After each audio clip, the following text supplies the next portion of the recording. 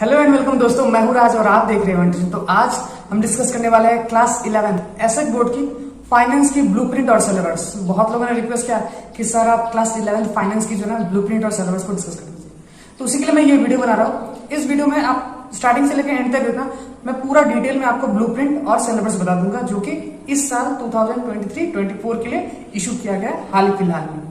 साथ ही साथ हमारे चैनल को जरूर सब्सक्राइब कर दीजिएगा, क्योंकि फाइनेंस, अकाउंट्स, बिजनेस से रिलेटेड सारे चैप्टर्स के जो ना वीडियो हम अपलोड करते रहेंगे। नोट चाहिए, नोट भी बताऊंगा, नोट भी दे दूंगा आप लोगों को। मतलब जो भी चाहिए आपको कॉमर्स से रिलेटेड, आर्ट्स से रिलेटेड, आपको इस चैनल पे आपको ये मिल जाएगा। ठीक है, तो चलिए फटाफट देर ना करते इस वीडियो को स्टार्ट करते हैं।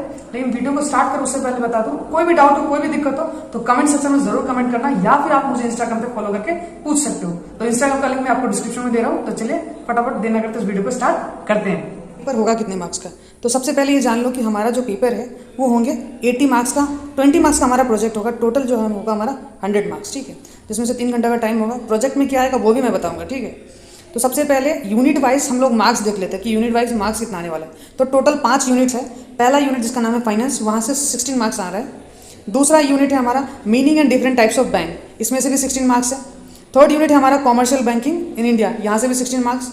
Fourth unit different types of bank account and customers, यहाँ से भी 16 मार्क्स।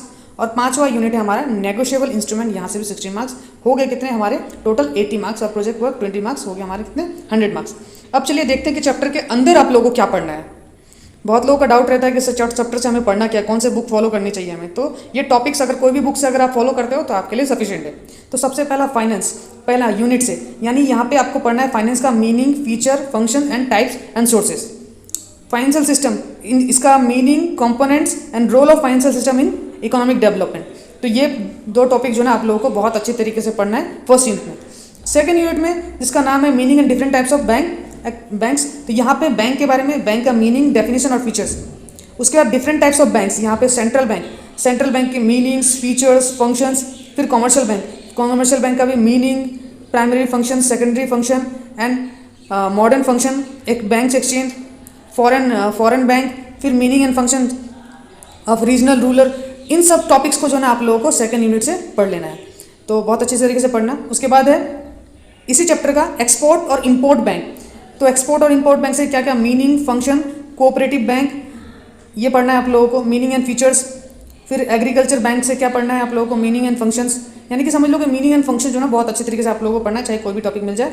फिर meaning of land development bank, saving bank, international bank, difference between commercial bank and development bank, central bank and commercial bank, फिर commercial bank and cooperative bank. तो ये सारे difference between आप लोगों को पढ़ने हैं। ठीक है, अच्छा उसके बाद हम लोगों को क्या पढ़ना है, इसके बाद देखोगे तो यूनिट 3 है। यूनिट 3 से हमें क्या पढ़ना है, यूनिट 3 से हमें कॉमर्शियल बैंकिंग इन इंडिया, यहाँ पे आप लोगों को evolution and growth of bank in India, यहाँ पे प्रेसिडेंसी बैंक, इंपीरियल बैंक, फिर जाके बैंक के functions, causes of nationalisation, state bank of India के बारे में पढ़ना है, उसका फंक्शंस पढ़ना है, schedule and non schedule bank के बारे में, private and public sector bank के बारे में, difference between schedule and non schedule bank के बारे में, and private and public sector के बारे में भी डिफरेंस बिटवीन आप लोगों को पढ़ना है।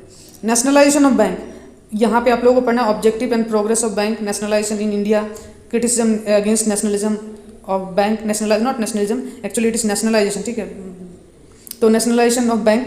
फिर इसके बाद है लीड बैंक स्कीम। तो लीड बैंक स्कीम से आप लोगों को क्या पढ़ना है, यहाँ पे function and objectives, progressive of lead bank scheme, weakness of lead bank scheme. फिर बैंकिंग सिस्टम से आपको meaning, advantage, disadvantage of branch banking system, meaning, advantage and disadvantage of unit banking system के बारे में पढ़ना है आप लोगों को, meaning, advantage, disadvantage of group banking, और फिर चेन बैंकिंग के बारे में भी पढ़ना है। फिर difference between banking, branch banking and unit banking के बारे में, difference between group banking and chain banking के बारे में आप लोगों को पढ़ना है इस यूनिट से। ठीक है, फोर्थ नंबर यूनिट जो तो उतना बड़ा नहीं है जितना कि थर्ड था। तो यहाँ पे different types of bank account, तो यहाँ पे सेविंग का मीनिंग, फीचर्स, फिर एडवांटेजेस पढ़ना है आप लोगों को, करंट डिपॉजिट से आप लोगों को मीनिंग एंड फीचर्स पढ़ना है, फिक्स डिपॉजिट से आपको meaning and feature and advantage भी पढ़ना है, रेकरिंग से आप लोगों को पढ़ना है मीनिंग एंड फीचर्स। फिर opening of saving bank account, किस तरीके से ओपन कर सकते हैं, difference between saving and current deposit account, difference between saving and fix deposit account के बारे में, पे इन स्लिप बुक क्या होता है, पासबुक, चेकबुक, एटीएम, इन सब के बारे में। फिर बैंक कस्टमर के बारे में आप लोगों को पढ़ना है, meaning of bank customer, special type जैसे कि माइनर हो गया, illiterate person, joint account, partnership firm, company, इन सब के बारे में आप लोगों को यहाँ से ये सब सारे टॉपिक्स जो ना पढ़ लेने हैं। Meaning in power and duties of banking ऑम्बर्डमेंट्स, तो ये सब आप लोगों को पढ़ना है। और जो 5th यूनिट है हमारा नेगोशिएबल इंस्ट्रूमेंट, तो यहाँ से आप लोगों को नेगोशिएबल इंस्ट्रूमेंट्स के बारे में पढ़ना है। यहाँ पे meaning and features of negotiable instruments, types of negotiable instrument, इसमें मीनिंग, फीचर्स, प्रॉमिसरी नोट्स के बारे में, बिल्स ऑफ एक्सचेंज, चेक के बारे में, difference between promissory note, bills of exchange, promissory note, cheque, इन सब के बीच में डिफरेंस बिटवीन और टाइप्स और फीचर्स जो है अच्छे तरीके से आप लोग पढ़ लेना।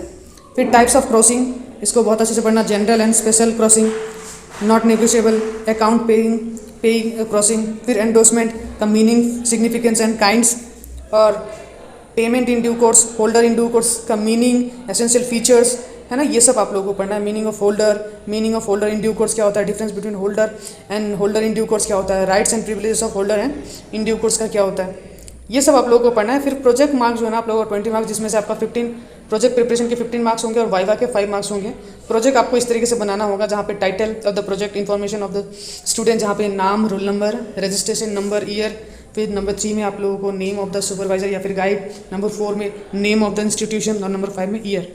नेक्स्ट पेज में आप लोग लिखोगे एक्नॉलेजमेंट, 3rd पेज में declaration by the students, 4th page में सर्टिफिकेशन फ्रॉम सुपरवाइजर या फिर गाइड। इस तरीके से जो ना इंडेक्स नंबर 5th पेज में बनाओगे और मेन कंटेंट उसके बाद आपको बनाना है।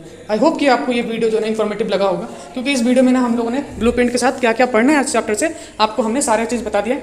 अब अगर आपको नोट्स और इंपॉर्टेंट क्वेश्चन चाहिए, एक्सप्लेनेशन चाहिए, तो आप कमेंट सेक्शन में कमेंट करना और हमारे चैनल को सब्सक्राइब कर लेना, क्योंकि आप लोगों को मैं ये सब इस चैनल पे प्रोवाइड करवा दूंगा। तो चलिए मिलते हैं अगले वीडियो में, तब तक के लिए गुड बाय।